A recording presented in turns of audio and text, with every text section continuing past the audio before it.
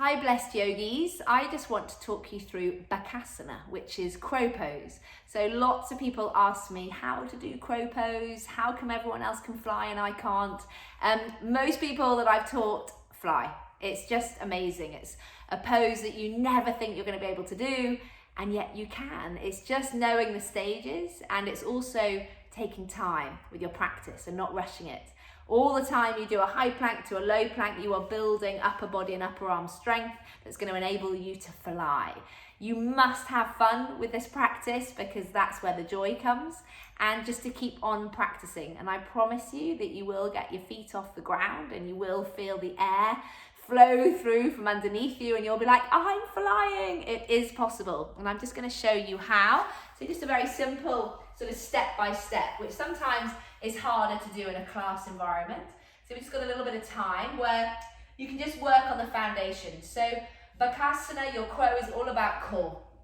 Really, it's about engaging your core, your Uddiyana Bandha. You're going to draw your lower body, your lower stomach muscles in towards your spine.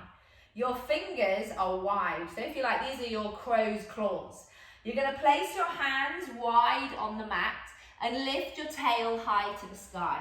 Now you can, if you have a block or if you have a book, you stand on the block. If you're particularly tight in the front body, this can help you get more height. So that's an option. And to start with, you just want to bend your elbows back and rest your shins on your upper arms.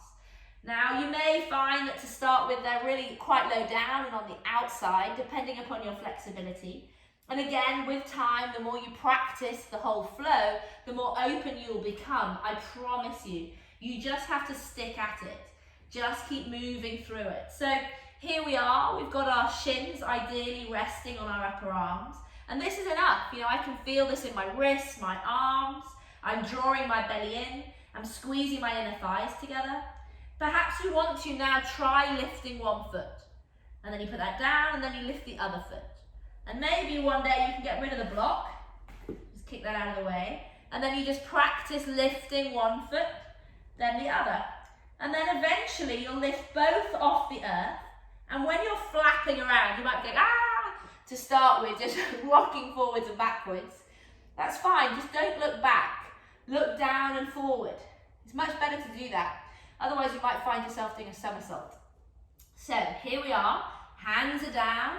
Really lift the tail, press the shins into the upper arms, rock forward, gaze is forward and down, not back. Now squeeze the inner thighs together, engage the lower belly, lift the feet off the mat, and then you're working towards bringing the inside edges of your feet together. So you really want to squeeze the inside edges, and by doing that, you're drawing in the lower belly, and you're squeezing your inner thighs together. So try again. Lift the tail, draw the shins onto the upper arms, hug in, navel to spine. So this is lengthening my spine, it's working my inner thighs and my core. Now I'm balancing here, I'm flying.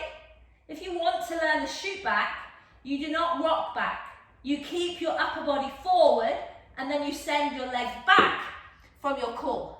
And then you're in your high plank, move to your low plank, come into your upward dog, open through your chest, and then it's always nice to sink back into a child's pose, just to have a lovely rest in your spine.